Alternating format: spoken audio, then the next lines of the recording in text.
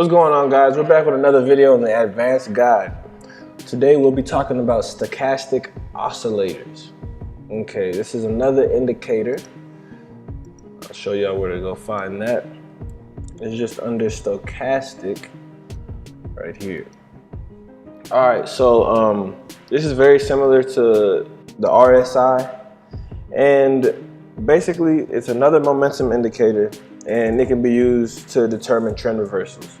So this also goes from 0 to 100, and in this case 80 is the overbought and 20 is the oversold thresholds. So as far as overbought and oversold, this indicator is a little bit more sensitive, I'd like to think, because, for example, if we're looking in this stagnant region right here, we hit an overbought area right here, hit an oversold area right here, get close to the overbought right here, hit another overbought right here, oversold right here, another overbought right here. So you can see that it's literally, it's not even according to the earlier trends. It's in this area, where is it going to be overbought and oversold? And if this is the average line, overbought here, oversold here. So, and then if you look earlier, for example, we get to a point where it's overbought in this whole region, right? Comes back down, it's oversold in this region, and that's not even too far of a difference. But it, you know, it's just really, it really accentuates the momentum and the selling and buying power. Another overbought region here, comes back down, overbought region here. But yeah, so the overbought and oversold, you can do that if you're really just swing trading and you're trying to pick up every gain or minimize every loss and sell at at the right points, or at the points where you wouldn't have to worry about any drawbacks here, or things like that. So the other thing that it shows is a divergence setup. I think I like this one a little bit more because it seems to be a little bit more clear cut.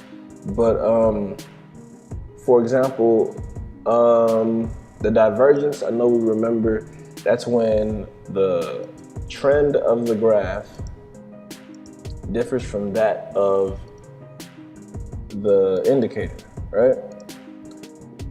So we see these lines are diverging. So that setup is gonna let us know, in this case, when to buy again, right? Because the price is gonna drop and then it's gonna give us a signal to buy. So it's gonna reverse here. After it diverges, it's gonna reverse. And the next time it bottoms out, right? The next time it bottoms out here, that's letting us know that this is an indicator to, in this case, buy, or the price is gonna shoot back up. Because right when that happens, we look right here, and what happens? Big increase in price, right? So that can also happen in a bearish direction also. The prices or the trends be swapped. This would be at the bottom of the trend and this would be at the top, for example. And that would just let us know when a big drop is coming. So yeah, those are the two indications that this indicator will give you.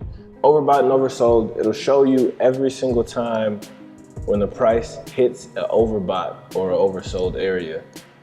In many cases, it doesn't even have to be ridiculously overbought or ridiculously oversold. As you can see, here is an overbought area, and right here is an oversold area. The price change isn't even that big of a difference from there to there. So yeah, that's the overbought and that's the oversold. And then the divergence setup, it'll diverge and set up a spike in that trend, or a spike in that price.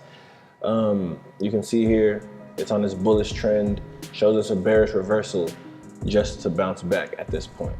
So y'all keep those things in mind, couple it with another indicator or some other methods, and you're just that much closer to being the best trader you can be. Thanks for y'all watching these videos. I have some more coming up.